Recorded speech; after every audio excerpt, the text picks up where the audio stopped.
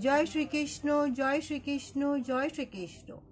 जय राधा रानी की जय, जय सिया रामचंद्र की जय, जय वैष्णो माता की जय, जय खाटू श्याम की जय। आज आमी श्रीमद् भगवद गीतार षष्ठम अध्याय ध्यान যোগ श्लोक 13 पाठ করছি। समम कशिरः ग्रीवं धारयनः अचलम स्त्रीरः संप्रेक्षयो नासिकाग्राहं स्वं दिशः च अनवलोकयम्। श्लोक 14। प्रशान्त आत्मः विगतभिः ब्रह्मचारी व्रतः स्थितः मनः संयमः मतः चित्तः युक्तः आस्थितः मतः परः।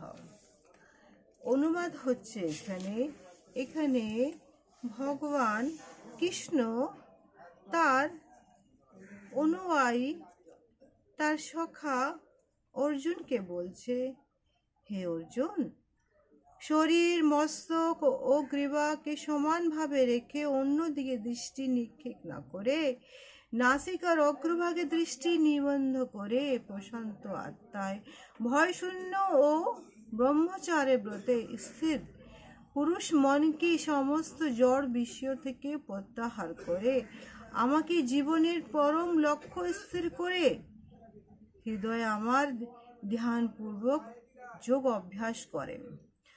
তাৎপর্য হচ্ছে এখানে শ্রীকৃষ্ণ অর্জুনের মাধ্যমে সমস্ত মানব জাতিকে সমস্ত জীবকে বোঝাতে চেয়েছে, আমি হচ্ছি সর্বে সর্বা, আমি হচ্ছি শ্রীকৃষ্ণ।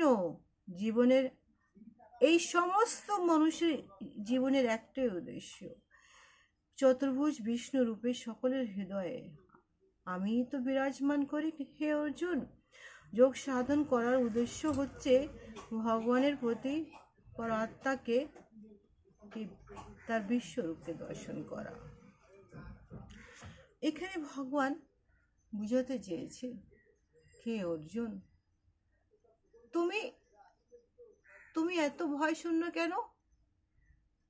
আমি যে তোমার সামনে দাঁড়িয়ে আছি, আমি সমস্ত গ্রহ নক্ষত্র রাশি সবার অধিষ্ঠাতা, আমি যখন তোমার সামনে দাঁড়িয়ে আছি তোমার কোনো ভয় নেই। কেন?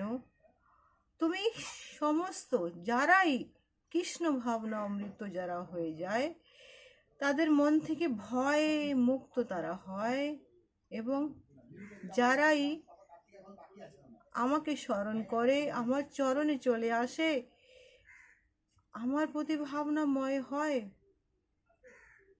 তাদের তাদের তাদের একটাই যোগ আসন, অন্তরামী কৃষ্ণকে দর্শন করা মানে আমাকে দর্শন করা। হে অর্জুন, যখন আমি তোমার সামনে আছি, সমস্ত ব্রহ্মাণ্ডের গ্রহ নক্ষত্র রাশির অধিষ্ঠাতা, তুমি আমাকে ধ্যান করো, আমাকে উদ্দেশ্য করে এই যুদ্ধটা তুমি লড়ো। কেন? আমি যে তোমার সঙ্গে আছি।